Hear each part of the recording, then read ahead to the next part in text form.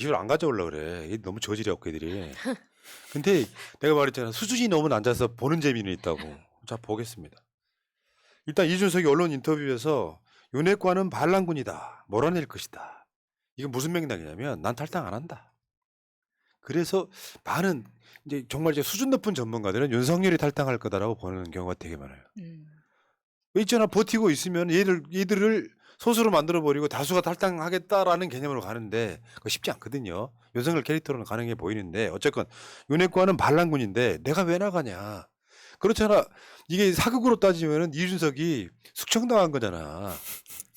이준석 일종의 정몽주여서 태종 이방원이 젊었을 때 가서 선주교에서 대가리 깨버린 거예요 지금. 아니 그래도 이준석을 정몽주에 비교하는 건 저는 용서할 수 없습니다. 그건 안 됩니다. 적당한 비유로 갖고 와. 내가 인정해줄게. 그게 이제 반란군이다 몰아낼 거다. 그러면서 이런 거예요. 대통령에서 멀어지려는 원심력이 작동할 것 같아요. 뭐 이런 이야기를 했고. 그러니까 이준석이 내가 말씀드렸잖아. 김정단 대회는 지금 현재 윤석열과 이준석의 싸움이라고. 거기에 깍두기 안철수가 있는 거예요. 자, 이제 그 아까 말한 것처럼 반란군 이야기를 하는 거고 이준석이 이런 걸 잘하는 거예요. 핵심 키워드를 갖고 와서 기자들도 내가 기레기든 아니든 상관없이 사람들이 많이 볼 제목을 쓸 거 아니에요. 윤핵관은 반란군이라고 쓸 수밖에 없게끔 워딩을 구사하는 거죠. 잔머리 엄청난 친구예요. 훌륭해. 내가 봤을 때 정변보다는 머리가 좋아요. 인정합니다. 근데 정반대 이야기하는 사람도 있습니다. 박지원 전 국정원장인데 이준석, 유승민이 신당 만들면 보수 일당된다. 그러니까 이준석은 탈당 안 한다. 내가 이 당 지킨다. 이야기하는 거고 박지원 전 국정원장은 신당 나가야 이 사람들이 이긴다 이런 이야기 하는 거지. 지금 사실 우리가 봤을 때 국민의힘 전당대회 끝나고 총선 가까워지면 국민의힘은 필연적으로 쪼개져요. 현실이 그렇지 않겠습니까? 저 한 번밖에 못하는 대통령, 그것도 임기 5년이 보장이 될지 안 될지도 잘 모르겠는 그 대통령을 믿고 국회의원 2번, 3번, 4번 하고 싶은 사람들이 어떻게 그 윤석열 믿고 가겠습니까? 이 사람들의 권력 욕구가 더 강한데, 그러니까 쪼개질 수밖에 없는 거죠, 국힘은. 그리고 지금 이준석이 김기현 그 땅 찾아가는 게 난 너무 웃겨요. 아니 지금 김기현은 막 민주당 어쩌고저쩌고 이야기하는데 이거 처음으로 점화시킨 건 황교안이 네 당이야 네 당. 거기다가 그게 이제 막 이슈가 되니까 이준석이 직접 기자 데리고 찾아가요. SNS 한번 보겠습니다. 이준석 님이 그 땅에 있습니다. 시작부터 웃겨. 임도를 따라 다녀왔는데 목장을 할 목적으로 구매한 임야는 아닌 것 같습니다. 지역 주민들 말을 들어보니 이 지역은 소 한 마리 키우는 사람 없다고 합니다. 그리고 해당 땅의 원소유주는 울산 지역 정치인이라는 증언을 들었는데 좀 더 살펴보겠습니다. 자, 그 다음이 더 재밌어요. 잠깐만 이거 설명이 먼저 드리는 게 김기현이가 그 땅을 딸 때는 목축업, 목장하겠다고 샀다는 거예요. 자, 봅시다. 사실 저희 집 뒷산인 수락산은 돌산인데 이런 애들 키운다고 목장되는 건 아닌 것처럼 정확히 무슨 동물을 키울 목적으로 이 땅을 구매했는지가 현장에 와보니까 좀 이해가 안 되네요. 그러니까 다시 한번 설명을 드리면 그 땅을 김기현이 사서 1800배로 뻥 튀겨줬다라는 것이 중요한 게 아니고 이준석 이야기도 그렇고 제 이야기도 그렇거든요. 정확히 1800배가 아닐 수도 있어. 그러면 이준석 이야기는 뭐냐면 200배면 괜찮은 거냐? 1800배든 200배든 10배든 상관없는 거예요. 문제는 이 땅을 이런 땅을 목장한다고 샀어. 사용 목적을 제시할 때 목장한다고 샀는데 안 했어. 이게 핵심인 거예요. 일단은. 그러니까 이준석이 그거잖아요. 총선 망했다. 이 이야기. 목장을 할 수도 없는 땅에 목장을 하겠다라고 이렇게 땅을 구매를 했다는 것 자체부터가 웃기잖아요. 이상하잖아요. 그리고 판사 출신 변호사의 유망한 정치인이 갑자기 목장을 하겠다라는 게 이게 쉽게 이해가 되는 상황은 사실 또 아니잖아요. 그래서 근데- 이제 근데 땅값이 올라간 걸 보니까 소박하게도 200배밖에 안 해드셨어. 얼마나 마음이 숙연해져요. 아 이런 분이 200배밖에 안 그러니까 해드셨구나. 1800배라고 한 놈들 다 나와. 그렇죠. 이제 좀 있으면 이제 허위 사실로 고소 고발하실 수도 있죠. 근데 200배는요 김건희 주가적보다 더 심한 거지. 그건 200배는 아무것도 아닌 거지. 괜찮냐고. 예. 자, 그 저 이준석하고 윤석열하고 김기현하고 술 먹는 장면도 있잖아요. 한때 이런 때도 있었죠. 역사는 이런 거야. 역사는 이런 거지. 근데 이준석, 그러니까 이게 윤석열, 이준석을 이상하게 내쫓음으로써 이준석이 한이 맺힌 거야 지금. 한 맺혀서 죽은 처녀 귀신 같은 거예요. 계속 쫓아다니면서 지금 윤석열의 바지사상 괴롭히고 있잖아. 자, 근데 이게 뭐가 있냐면 이 사건이 김기현이 저 울산 MBC를 상대로 소송했던 사건이 있었더라고. 지금 한번 읽어줘봐요. 다 읽어줘봐요. 김 원내대표는 2018년 4월 공직선거법 위반 허위사실 적시 명예훼손 혐의로 박모 PD를 형소고소했으나 울산지방검찰청은 2018년 12월 혐의 없음 결정했다. 울산지검은 울산 MBC 보도에 대해 허위라고 단정할 수 없고 허위성에 대한 인식도 있었다고 하기 어려우며 낙선 목적이 있었다고 하기도 어렵다고 설명했다. 이후 김 원내대표 측이 2년여에 걸쳐 재정 신청 항고, 재항고했지만 검찰은 모두 기각했다. 1억 원의 손해배상 소송은 지난 5월 25일 법원에서 기각됐다. 해당 민사소송 판결문에 따르면 울산지방법원 제11 민사단독은 이 사건 방송에 위법성이 있다고 볼 수 없으므로 이를 전제로 한 원고의 손해배상 주장은 더 나아가 살필 필요 없이 이유 없다고 예. 밝혔다. 그러니까 이게 MBC 울산 MBC 보도 내용에 대해서 법원이 한 게 뭐냐면은 원고의 부동산 취득이 많았다는 것은 사실에 부합한다. 그래서 원고는 김기현이죠. 울산 MBC를 고소했을 때니까. 두 번째, 경매로 취득하였다는 것은 주된 내용이 아니다. 세 번째, 방송 내용 자체가 원고가 부동산 투기를 했다고 단정하는 부분은 없다. 그렇게 말하지 않았다 이거지. 근데 대래 찔려가지고 고소를 했던 거고요. 울산시 고문 변호사로 활동하던 1998년에 해당 토지를 매입한 건 사실이다. 울산시, 그 다음에 울산시장 재직 시절인 2015년 KTX역 연결 도로를 국비로 개통하겠다고 인터뷰한 사실이 있다. 와, 이미 그게 공표가 된 거예요. 알고 봤더니 그게 지 땅인 거야. 다음에 인터넷에 KTX 역세권 개발이 원고의 땅 때문이라는 취지의 글이 있는 것도 사실이다. 왜냐면 MBC가 취재를 할 때 이것도 중요하게 봐서 취재를 보도를 했던 거거든요. 백화점 인근 원고 토지 매입 시기와 개발 시기가 유사하다 등의 이유를 들어서 방송은 객관적 사실과 합치되는 것으로 보인다. 그러니까 저기 이 사람이 시장할 때 백화점 인근 그 토지 매입 시기 하면서 거기가 다 그렇게 사들였다는 거예요. 뭐야? 이 말만 정치인지 투기꾼이잖아요. 그렇죠.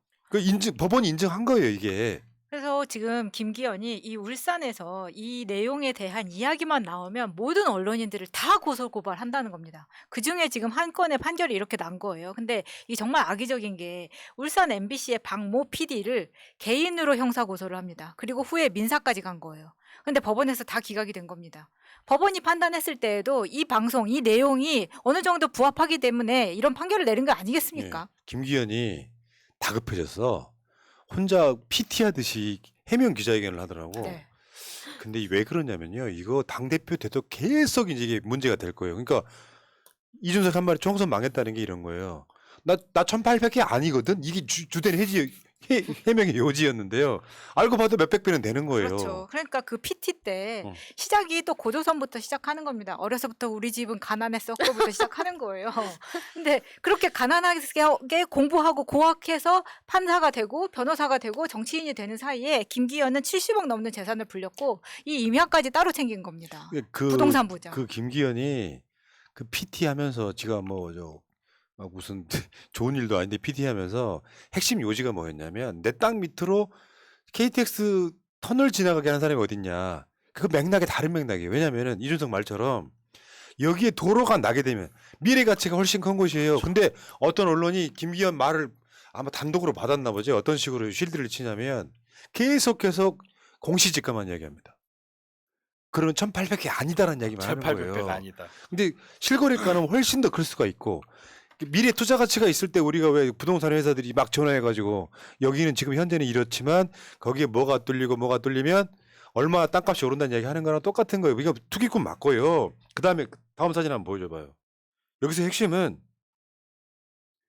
야, 동네 이름도 기가 막히다. 구수하다 진짜. 구수리.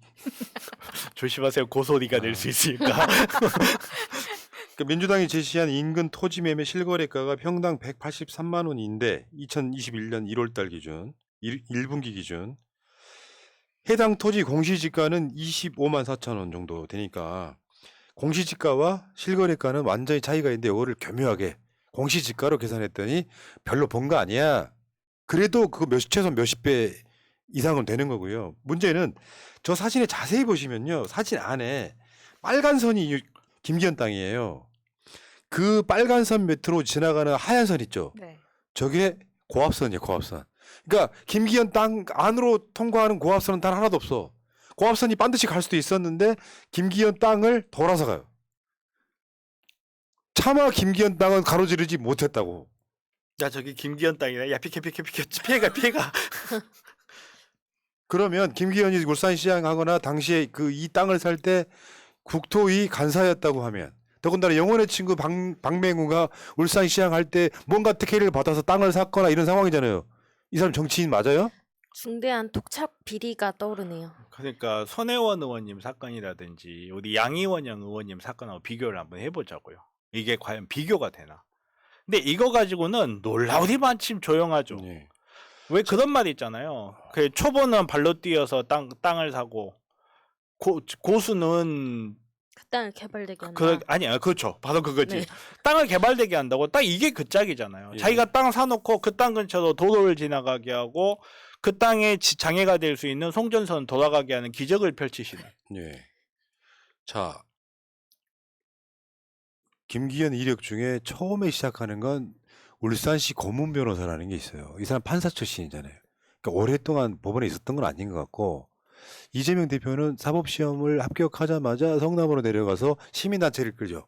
얘는 이제 판사를 그만두고 고문 변호사가 되자마자 울산시 고문 변호사가 되는데 변호사가 되자마자 핵심이 뭐냐면은 내부 정보를 이용해서 이 구입했냐 안 했냐는 어떤 시 같은 데 가면요.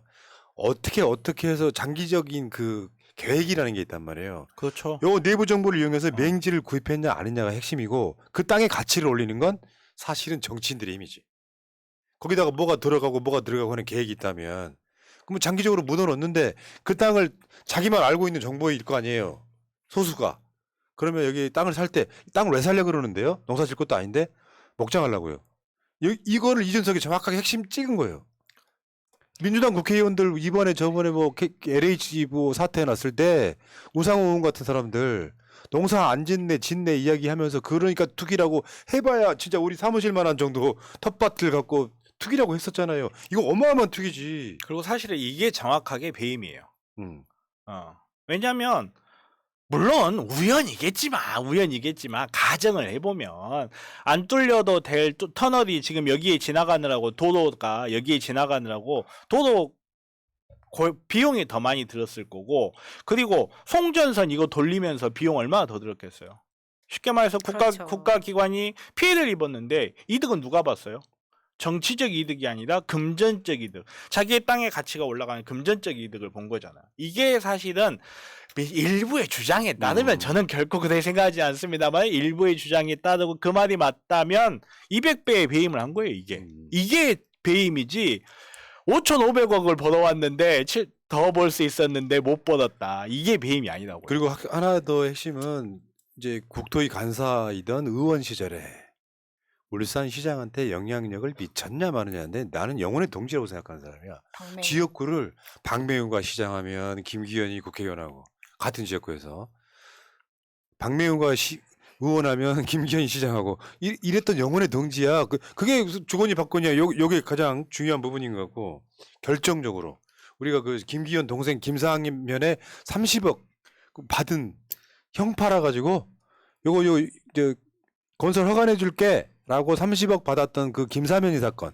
요거를 또 덮어버린 건 또 강백신이다. 뭐 이런 구조에 놓여 있기 때문에 일단 김기현은 울산 내려가면 어마어마한 영향을 발휘했던 바로 그런 사람인데 다시 말씀드릴게요. 김기현 씨 당대표 당선 축하합니다. 딱 맞는 사람이야. 딱 맞는 이 사람이야. 당에 딱 맞는 사람이야. 요거 지금 파고 들어갈수록 너무 재밌거든 지금. 황교안 큰일 한 거야 지금. 황교안 민주당에 영입해. 고대. 참네. 아유 정말 그러니까 이런 건들이 하나씩 나오기 시작하면 이걸로 끝나겠어요? 지금 그거 말고도 엄청 많아. 아까 말한 그 백화점 건도, 아까 그 KTX 땅 건도, 송전선 건도, 다음에 30억 김사면이 건도 그것만 있어. 나중에 가다 보면 거래고기 막 이렇게 다 포함돼. 울산 MBC 김기현을 검색하시면 이 내용들을 다 보실 수 네, 있습니다. 참. 여기까지 김기현 대면 땡큐.